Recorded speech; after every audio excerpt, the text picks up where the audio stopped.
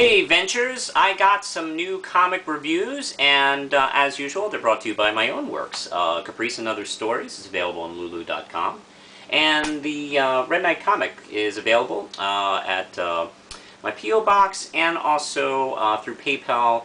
Just search for it with my email. I'll put the information below. They're from Primal Paper Comics. Now, let's get to the big guns here. I have a couple from Marvel and DC, and DC Vertigo. Now, let's get started with Batman! Issue 3. This is Scott Snyder, Greg Capullo. And we get more into the mystery of that courtship of owls guys, who are kind of like almost a Freemason group, which have been ruling Gotham for centuries, apparently. I guess they didn't notice Bruce Wayne traveling through time all those issues during Morrison's time. I don't know how they didn't run into each other, but hey, whatever, it's DC 52, blah, blah, blah.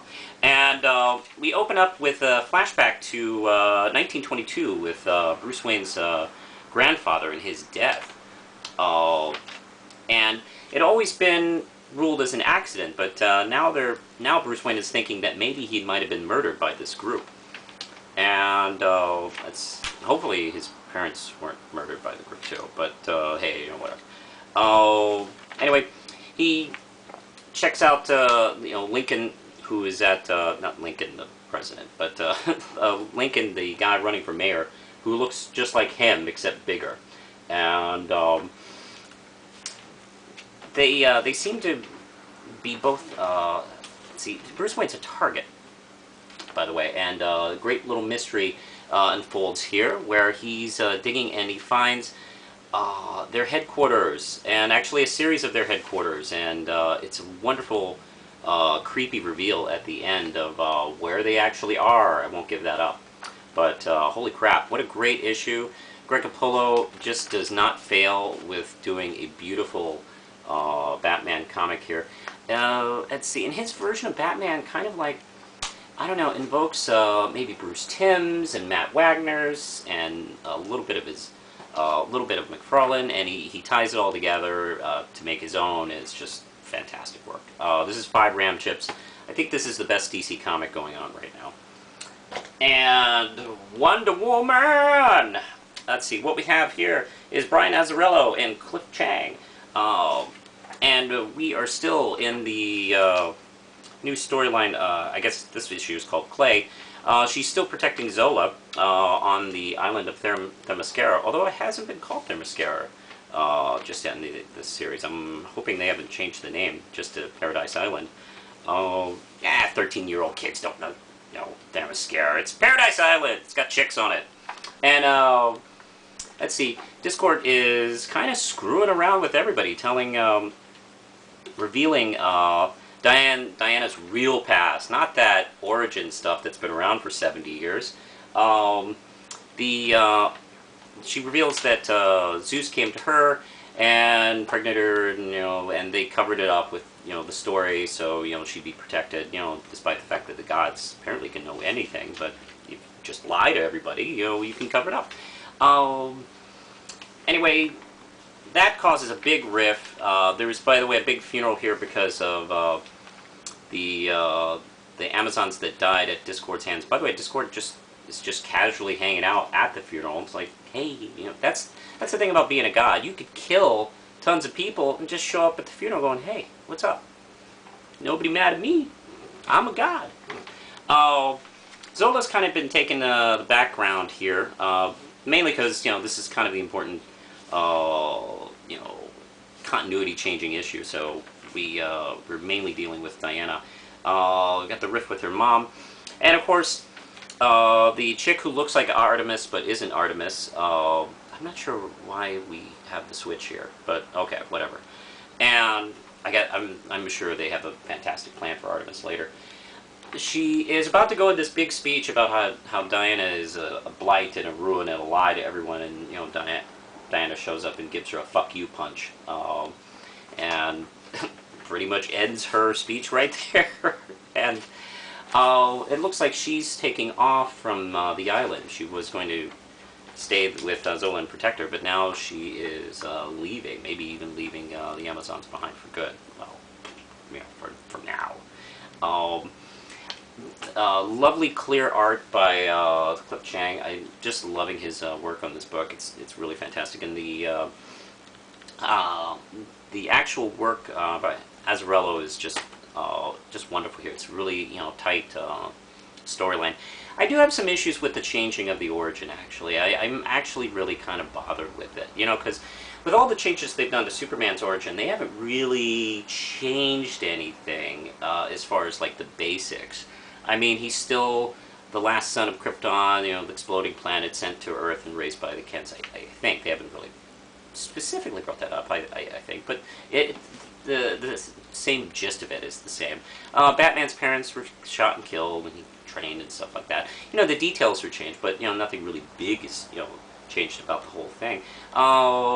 She's the only one of the Trinity apparently has now had a switch. I'm not really crazy about that, actually. I mean, that's like learning that the Kents lied about that whole Krypton thing, and she was really like, you know, Clark was really like an unwanted pregnancy that they like adopted, that, you know, and they made up the Krypton story. That's pretty close to it. The fact that, I don't know, the fact that she's the daughter of Zeus is very unoriginal. I mean, how many times has that story been done? And matter of fact, it's even been done in Wonder Woman. Cassie Sandsmark, Wonder Girl is the daughter of Zeus in one of these kind of like, you know, little like affair things.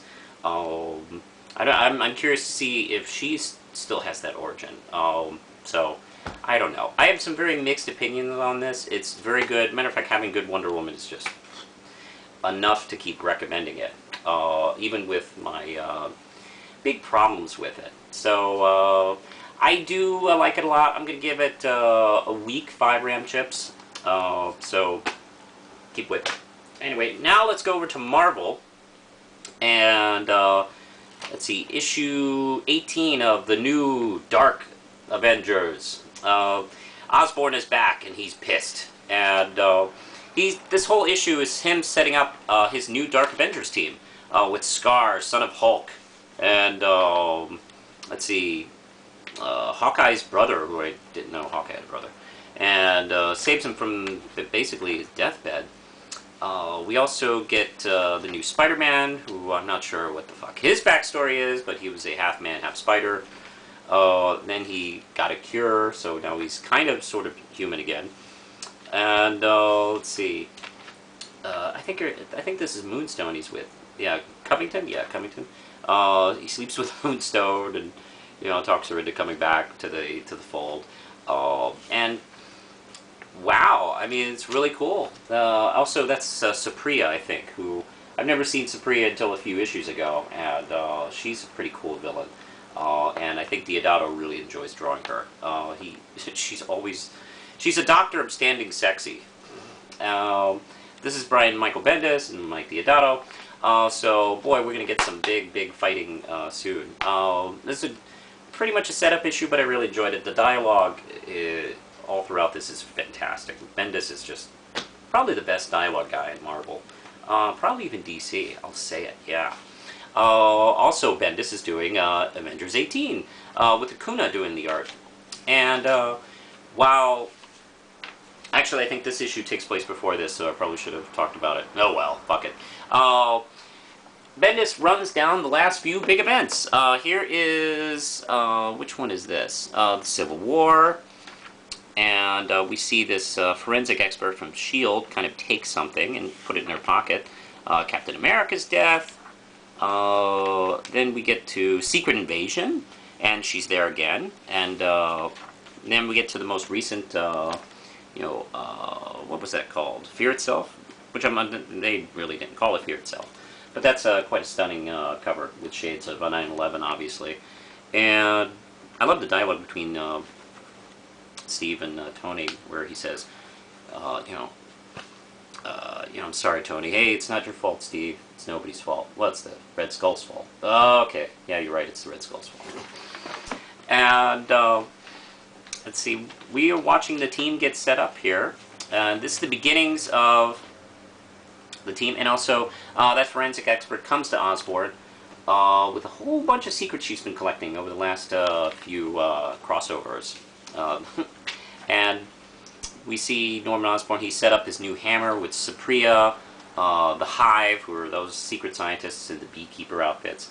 And I forgot her name. I think that's Octopussy with the big head. Anyway. Really good. I did pick up the other issue. I'll review that next time. So definitely 5 RAM chips for both issues. I'm really liking his build-up to the new story. And over at DC Vertigo, let's go back to DC. iZOMBIE 19. And Gwen's still reeling from trying to figure out what exactly is the problem. She knows Mummy Guy from her previous life. This is Chris Robinson, and Michael Allred is back. And we are doing a lot of recovery from the big zombie not apocalypse in the town.